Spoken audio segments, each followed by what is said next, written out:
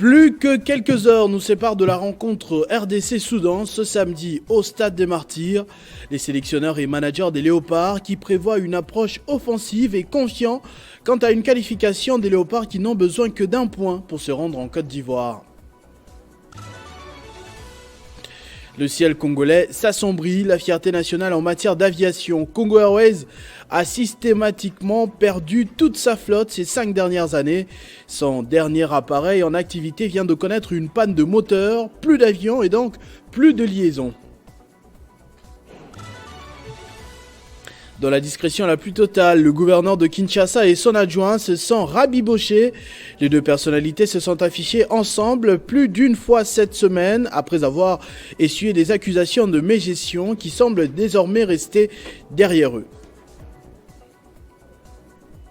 Mesdames et messieurs, bonsoir. L'atmosphère monte à Kinshasa comme c'est l'habitude avant tous les matchs des Léopards Football. Optimiste et déterminé à livrer un bon match ce samedi, Sébastien Desabre, le sélectionneur des Léopards, compte sur l'expérience de son collectif qui compte à la fois quelques participants aux précédentes éditions de la CAN ainsi que des nouvelles figures. Il l'a signifié en conférence de presse avec son capitaine, Chancel Mbemba, qui appelle au soutien du 12e homme à la maison. Il s'agira d'un match déterminant pour les deux nations. Devant la presse, le sélectionneur avoue avoir tablé sur 2 clubs soudanais pour bâtir son effectif. Le côté physique, ça compte. Donc on a pris les joueurs de Hilal et de Merrir. La majorité de l'équipe, c'est les joueurs de Hilal et de Merrir. Il y a l'autre moitié de l'équipe olympique, les bons joueurs de l'équipe olympique. Donc on a rassemblé les meilleurs. Ceux qui sont prêts, on s'est bien entraîné pour ce match-là, on connaît notre adversaire, on le respecte. À un pas de la qualification à la CAN Côte d'Ivoire, le manager des Sabres reste positif. Il n'y a pas de match simple. L'équipe du Soudan est une équipe qui a battu le Gabon, qui a battu la RDC. Donc on ne bat pas le Gabon et la RDC si on n'a pas de qualité. Nous, on est en éveil par rapport à ça. On est chez nous, on a envie de montrer une bonne image de notre équipe. Mais ce qui est sûr, c'est que les garçons sont extrêmement motivés pour découvrir la CAN en Côte d'Ivoire, en sachant que sur l'effectif d'aujourd'hui, on doit avoir à peu près 5 joueurs qui ont déjà participé à une CAN et beaucoup de joueurs qui souhaitent aller pour la première fois dans cette compétition. L'adversaire n'est pas à négliger, mais arrivé à ce niveau, c'est une finale qui se joue sur le sol congolais. Le capitaine Chancel Mbemba appelle à un soutien tous azimuts. On est conscient, match très important pour nous les joueurs et pour tous les peuples congolais. On a besoin du soutien de tous les peuples congolais. Il vient au stade demain pour remplir ce stade. Et nous, on va faire notre travail. Le rendez-vous est donc pris pour ce samedi au Stade de Martyrs à 17h heure de Kinshasa. Un match pour une qualification à la CAN Côte d'Ivoire. Le ministre des Sports, François Kaboulot, se livre actuellement au même exercice. Il galvanise à la fois la sélection nationale et les fans, invités nombreux au stade ce samedi.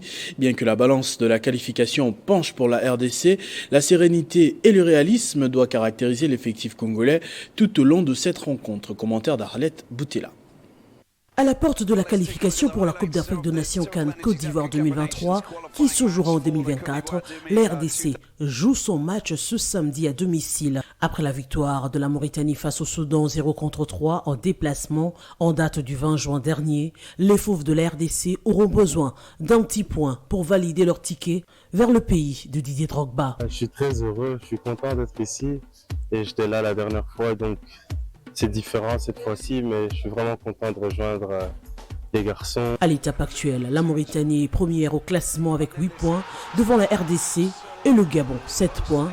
Le Soudan, qui peut toujours espérer se qualifier, reste en dernière position avec 6 points. Malgré la descente en 2e position avec leur victoire 2-0 face aux Panthères du Gabon, les fauves congolais n'auront pas besoin d'une mission difficile à domicile pour s'offrir le ticket de qualification pour la CAN Côte d'Ivoire en janvier prochain. Au regard de la situation actuelle dans le groupe I, où rien n'est encore décidé, les poulains du technicien français Sébastien Desabre devraient s'imposer, à défaut, négocier un match nul face aux Soudanais lors de la 6e et dernière journée prévue ce 9 septembre à domicile. On demande à tous les peuples congolais, on a besoin de soutien de tous les peuples congolais. Nous, on est focus à notre match. pouvoir mouiller notre maillot jusqu'à la fin pour chercher la qualification. Ça ne va pas être facile, mais on croit. On va être jusqu'à la fin pour chercher notre qualification. Malgré son goal différence de -5, les Crocodiles du Nil, qui comptent 6 points, peuvent encore mathématiquement se qualifier en cas de victoire face à la RDC et d'un match nul entre Gabonais et Mauritaniens, ou en cas de large victoire avec 5 buts d'écart contre les Léopards, quels que soient les résultats de l'autre match, improbable, mais toujours envisageable. Notons tout de même que les 2 premières équipes au classement seront qualifiées pour la phase finale de la prochaine compétition continentale de football des nations. Détail important quand même, en ce qui concerne la billetterie, l'accès au stade de Martyrs ce samedi est conditionné par la présentation du billet produit par l'hôtel de Monnaie sur commande du ministre des Finances et vendu sous l'encadrement de la Direction générale des recettes administratives, judiciaires, domaniales et de participation DGDA. Et la police nationale congolaise est priée pour la sauvegarde des intérêts de l'État de faire veiller au respect de cela. Sur une note un peu moins joyeuse, nous sommes pratiquement en train d'assister à la disparition de Congo Airways, la compagnie nationale d'aviation créée sous Joseph Kabila. L'entreprise traverse une grave crise et a perdu son tout dernier appareil disponible. Malgré les efforts réclamés de Félix Tshisekedi, les mesures ne semblent pas suivre et nous sommes peu à peu en train de faire une croix sur tout espoir de relance de cette fierté nationale. La compagnie aérienne congolaise Congo Airways pourrait entrer en faillite dans les tout prochains jours suite à l'état très critique et inquiétant de ses appareils. Alors que la plupart de ces avions sont déjà cloués au sol depuis belle lurette à cause du manque d'entretien, Congo Airways devra suspendre ses vols car le moteur de l'unique appareil resté opérationnel jusqu'ici doit être déposé, ont révélé des sources proches de la RVA. La compagnie ne dispose plus que de 2 appareils Airbus A320 de très petite capacité. Cette situation pourrait sensiblement réduire les possibilités de transport aérien dans le pays et rendra sans nul doute difficile le déplacement des Congolais. Pendant ce temps, la CAA, qui se révèle être une solution alternative à cette situation, n'a plus que 3 appareils opérationnels pour obligatoirement desservir toute la République démocratique du Congo et faire déplacer près de 120 millions de Congolais régulièrement. Malgré les prescriptions du président de la République pour que les ministres des Finances et du Budget s'activent pour la mise à disposition des fonds sollicités pour soutenir la mise en œuvre du plan de relance de la compagnie, peut-on lire dans le compte-rendu du Conseil des ministres du 1er septembre, aucune solution palliative n'a été trouvée jusqu'ici. Contacté des sources proches de la compagnie Congo Airways, c'est sans réserver de se prononcer sur cette affaire, mais confirme l'information. Se dirige-t-on vers la disparition de cette entreprise aérienne congolaise? C'est la question qui taraude les esprits. Après une année pleine à l'école de leadership et bonne gouvernance, les apprenants en master ont reçu leur diplôme lors d'une cérémonie organisée en présence du sénateur et promoteur de l'école Matata Ponyo, qui a eu des mots justes pour appeler à l'ordre les étudiants qui doivent mener une vie exemplaire afin d'impacter positivement la société. L'ambiance était au rendez-vous à l'école de leadership et bonne gouvernance où il s'est agi de la cérémonie d'octroi des diplômes aux étudiants dont la plupart sont les cadres des entreprises qui ont suivi pleinement les enseignements dans cette université prestigieuse.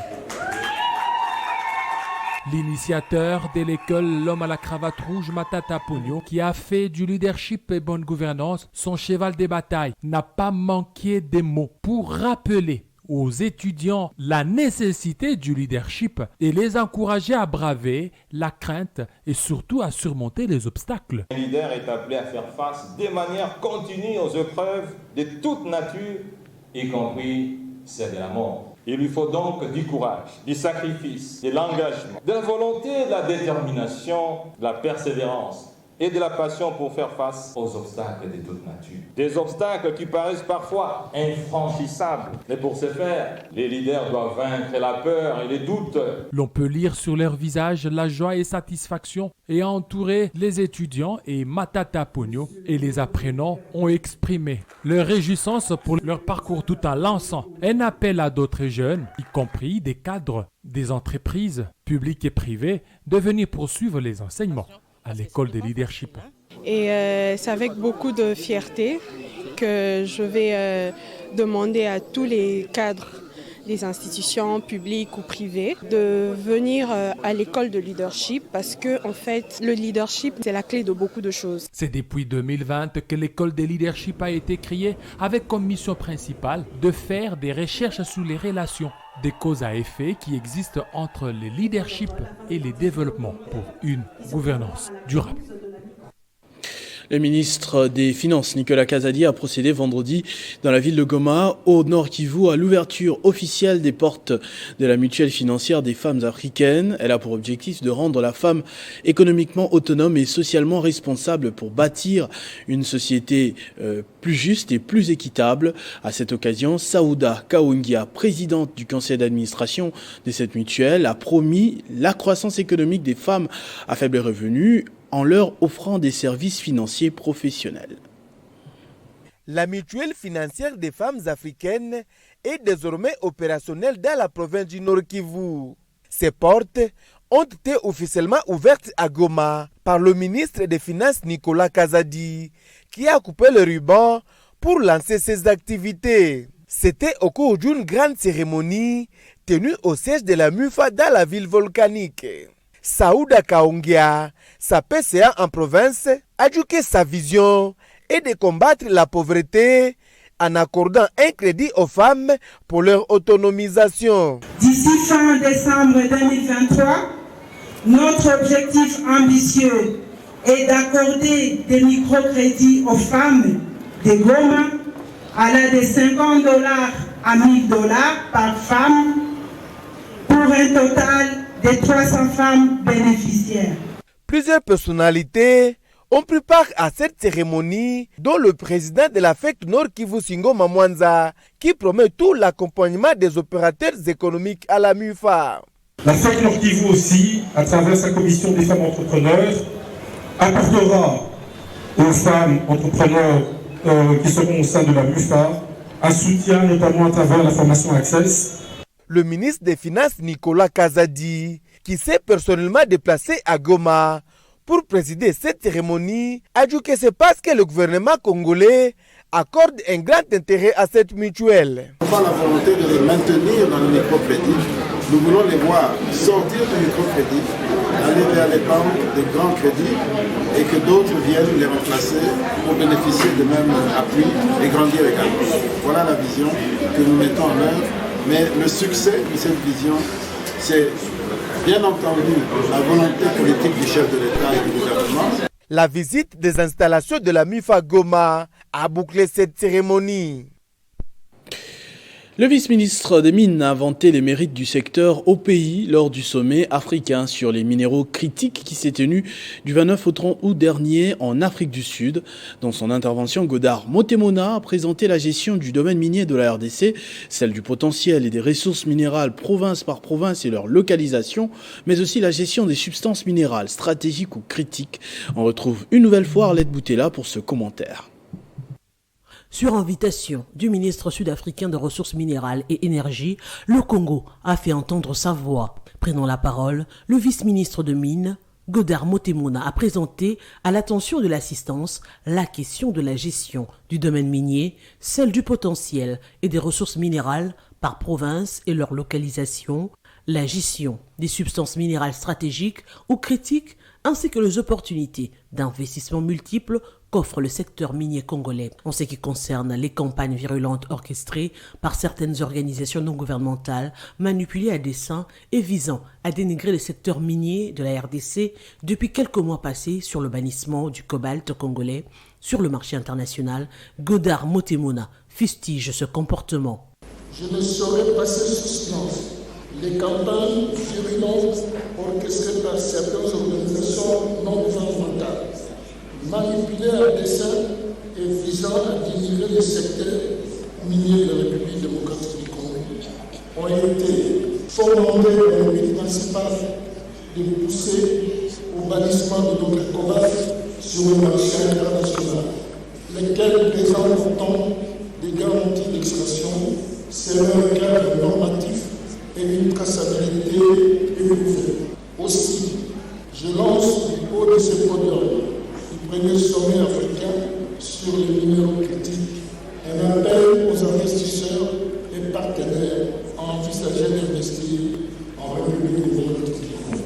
Pour clore ses propos, le vice-ministre des Mines a encouragé les organisateurs à multiplier ce genre d'initiative qui renforcera la prise de conscience des décideurs africains dans la gestion efficiente et efficace des substances minérales stratégiques dont regorge le sol et le sous-sol de notre cher continent.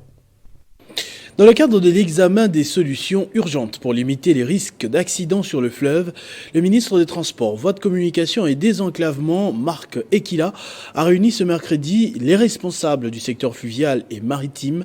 Le président de la République, Félix Tshisekedi, avait personnellement évoqué cette situation lors de la 109e réunion du Conseil des ministres. Le chef de l'État Félix Tshisekedi avait tapé du poing sur la table lors de la 109e réunion du Conseil des ministres, fustigeant les accidents à répétition dans le pôle Malébo, mentionnant notamment les incidents de Maïndombe-Kouamonte, sans oublier l'ensemble du territoire national. C'est dans cette optique que le ministre des Transports a réuni le mercredi 6 septembre les acteurs du secteur fluvial et maritime en vue d'examiner des solutions urgentes à cette situation qui prend les allures d'un fléau. Le secrétaire général au transport, Jean-Marie Abolia, le directeur général de RVF, les directeurs de la marine, les armateurs attachés à la FEC et d'autres services directement concernés ont échangé pendant près de 3 heures autour du ministre des Transports Marc Ekila. Parmi les causes des accidents fluviaux, il a été noté les manques de balisage et autres signaux flottants sur le fleuve et ses affluents, le chargement démesuré des embarcations en bois, communément appelées baleinières, les conditions des inhumains des promiscuités délirantes, des personnes dormant à quelques centimètres de bord sans barrière de sécurité sont autant des facteurs à la base de plusieurs pertes en vie humaine sur les eaux fluviales congolaises. Le président des armateurs attachés à la FEC, Didier Lukoma, appelle à l'effectivité des mesures prises pour limiter les dégâts. Nous allons descendre ensemble avec le ministre la semaine prochaine sur les lieux pour voir quelles sont les dispositions à prendre par rapport au problème d'accident. Préoccupé, le ministre des Transports Marc Ekila a personnellement observé le dimanche 3 septembre dernier à Kimpoko les différents mouvements de ces embarcations en bois sur le fleuve, déplorant notamment l'entassement de personnes et des marchandises. Lors des 2 dernières semaines, des embarcations ont enregistré 3 cas d'accidents sur le fleuve. À partir de ce lundi 11 septembre, une mission de contrôle des armateurs sera diligentée en vue de remettre de l'ordre dans les secteurs fluvial et maritime. Le président de la CENI s'est entretenu ce vendredi avec l'ambassadeur plénipotentiaire d'Égypte, Echam Ey Mekwad. Denis Kadima a fait part à son hôte de quelques faits saillants du processus électoral dans lequel la CENI est activement engagée pour la tenue des scrutins le 20 décembre 2023. L'ambassadeur d'Égypte nous a semblé convaincu au sortir de l'audience. C'était une visite de courtoisie pour Monsieur le Président, vu que c'est la première fois que je le vois. Et en même temps, c'était aussi une visite pour féliciter M. le Président du travail de la CENI jusqu'à maintenant. On a abordé plusieurs sujets, toutes les préparations de la CENI pour les élections à venir, pour prendre une idée du travail fait par la CENI. Et en même temps aussi, on a abordé le sujet de la coopération entre nos 2 pays, entre la CENI et la commission électorale en Égypte. Monsieur le Président m'a gentiment donné un exposé sur le travail de la CENI depuis ces derniers mois, la situation aussi sur le terrain. On doit féliciter sur le travail qui a été fait jusqu'à maintenant, avec tous les défis bien sûr, les défis logistiques, géographiques. Mais on a vraiment confiance qu'un très bon travail va être fait par la CENI. Si on aborde les relations entre les 2 pays, c'est des relations à un très haut niveau, des relations qui datent depuis les années 60. Donc bien évidemment, le Congo, le RDC, c'est un pays qui nous intéresse. Donc on s'intéresse avec tout ce qui se passe dans ce pays. Et bien évidemment, s'il y a des élections présidentielle, c'est un sujet qui nous intéresse. Je présume que la CENI, je ne peux pas parler au nom de la CENI, mais je présume qu'ils sont en train de faire, avec la présidence de M. Kadima, de leur mieux pour que le délai constitutionnel vraiment soit respecté. Le gouverneur de la ville de Kinshasa a présidé le conseil des ministres du gouvernement provincial. C'était remarquablement en présence de son vice-gouverneur Gekoko Mulumba. Dans sa communication, Ngobila a affirmé que la cohésion gouvernementale a été rétablie et que tous les malentendus ont été dissipés à la tête de l'exécutif provincial. Parmi les sujets de société abordés, la question de l'intensification des embouteillages dans la capitale a fait débat, à en croire le compte-rendu de cette réunion.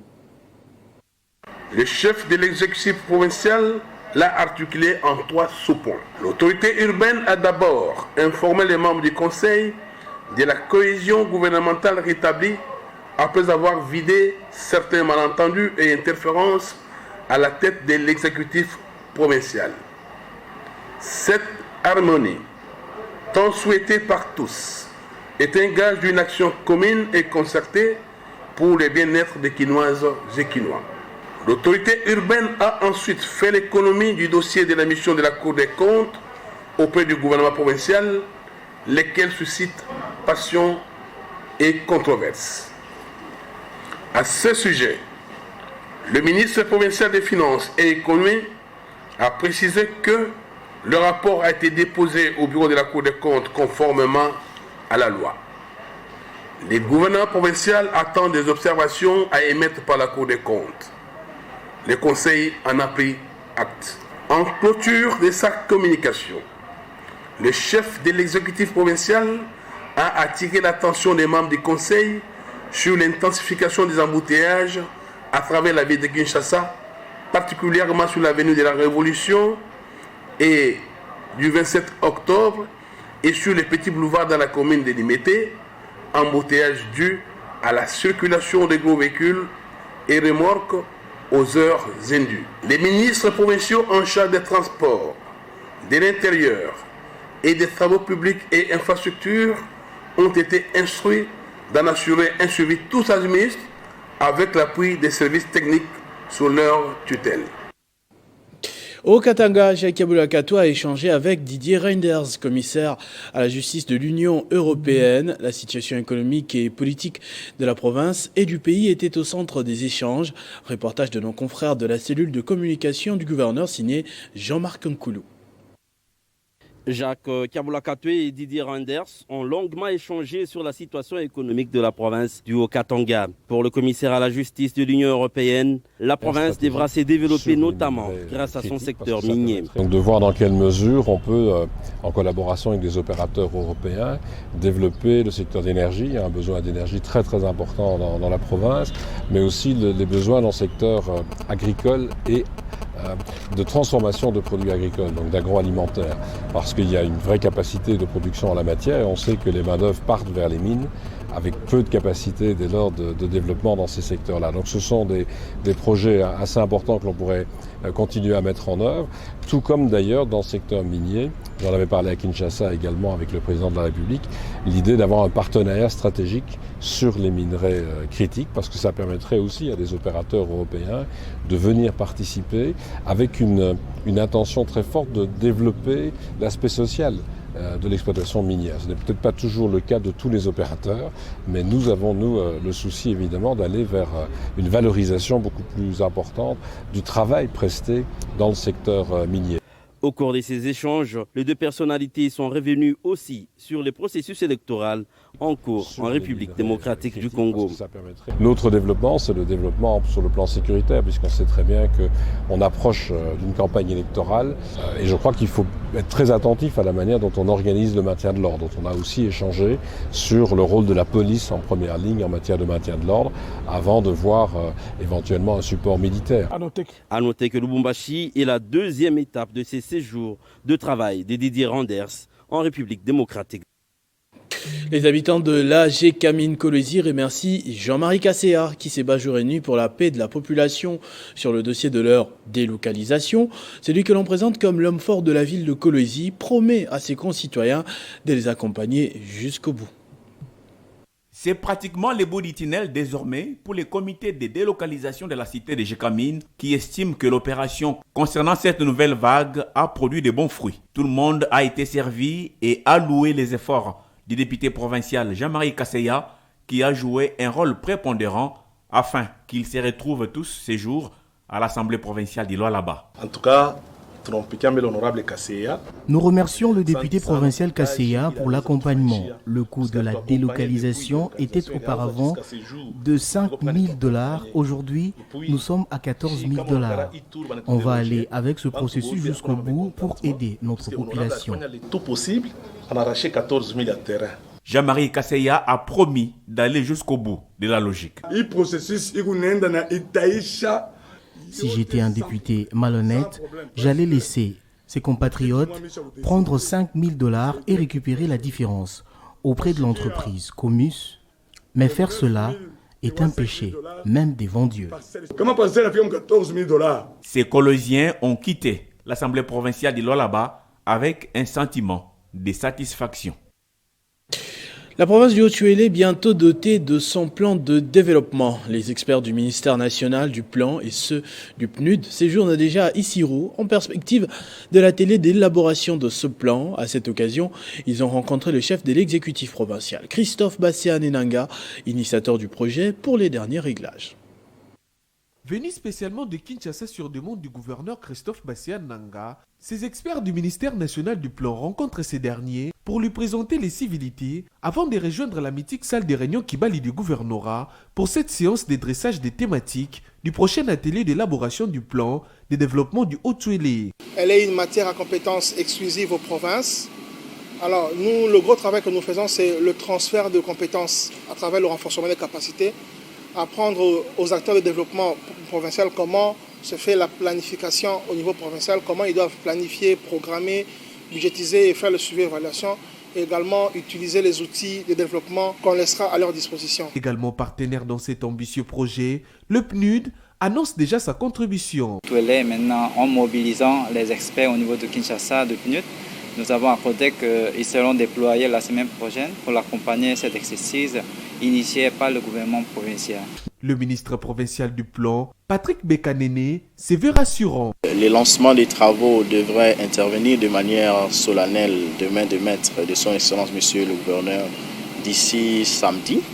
Et donc nous sommes en réunion avec tous les participants afin de les préparer à cette activité. Avec l'élaboration de ces plans, le gouvernement Bassian-Enanga entend doter les Haut-Uélé d'un document transgénérationnel afin de permettre à l'entité de maintenir les dynamismes imprimés depuis 2019 pour un développement intégral de la jeune province conformément à la vision du chef de l'État. Et pour terminer, le projet intégré de croissance agricole dans les Grands Lacs Picagel apporte des fruits chaque jour dans sa composante chaîne de valeur, pêche et aquaculture. Des associations encadrées dans le cadre de ce vaste programme du gouvernement financé par la Banque mondiale ont constaté l'accroissement de la production des poissons tilapia et divers produits halieutiques qui contribuent aujourd'hui à la lutte contre la famine. Nous sommes bien au marché Feu-Rouge, en plein centre-ville de Bukavu. Un marché qui tourne en plein régime. Autour de nous, des dizaines de femmes vendeuses des poissons baptisés tilapia qu'elles commercialisent après s'être approvisionnées auprès des associations de pisciculteurs sur les lacs Kivu, Dorcas et Lindel. Elle avoue avoir amélioré son activité grâce à ces poissons qu'elle se procure auprès de l'association IDPTK qui a bénéficié de l'appui du projet Picagel à travers les FAO, une organisation internationale qui tient le lead du volet chaîne de valeur pêche et aquaculture au compte du Picagel. Nous remercions encore le projet Picagel car il nous montre les aliments que les poissons doivent manger pour qu'ils croissent bien jusqu'à cette taille. Picagel doit continuer pour que nous ne manquions pas de poissons. Le lac Kivu partagé en la RDC et le Rwanda, c'est ici que proviennent ces gros et petits poissons tilapia. Dans des cages flottantes, on peut voir des poissons encore jeunes qui croissent grâce à des aliments bio, œuvre de l'association Union pour le développement de pêcheurs de tilapia du Kivu. À travers le projet Picagel, l'activité se passe très bien, surtout que nous avons déjà commencé à produire nous-mêmes les alevins ici. Nous avons commencé avec 3 petites cages mais actuellement nous comptons déjà 37 cages, c'est-à-dire que l'activité est rentable. Sur ces points de vente situés non loin des cages, des femmes affluent pour acheter un gros de poissons avant de repartir pour revendre dans différents marchés de Bukavu. Nous achetons le poisson, nous vendons et nous mangeons. Et scolariser les enfants pour qu'ils vivent dans de bonnes conditions.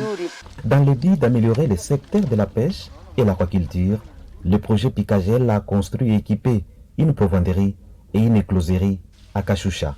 Tout cela avec une serre où sont conservés les alevins, une étape après laquelle ces alevins sont amenés dans les cages flottantes sur les lacs Kivu. Ce journal est terminé, je vous en rappelle tout de suite les principaux titres. Plus que quelques heures nous séparent de la rencontre RDC-Soudan ce samedi au Stade des Martyrs. Le sélectionneur et manager des Léopards qui prévoit une approche offensive et confiant quant à une qualification des Léopards qui n'ont besoin que d'un point pour se rendre en Côte d'Ivoire. Le ciel congolais s'assombrit. La fierté nationale en matière d'aviation, Congo Airways, a systématiquement perdu toute sa flotte ces 5 dernières années. Son dernier appareil en activité vient de connaître une panne de moteur, plus d'avions et donc plus de liaisons. Dans la discrétion la plus totale, le gouverneur de Kinshasa et son adjoint se sont rabibochés. Les deux personnalités se sont affichées ensemble plus d'une semaine après avoir échoué. Essuyer des accusations de mégestion qui semblent rester désormais derrière eux. À tous et à toutes, merci de votre attention soutenue. Restez fidèles au programme de votre chaîne Télé 50. Vivez heureux, vivez 100 ans, mesdames et messieurs.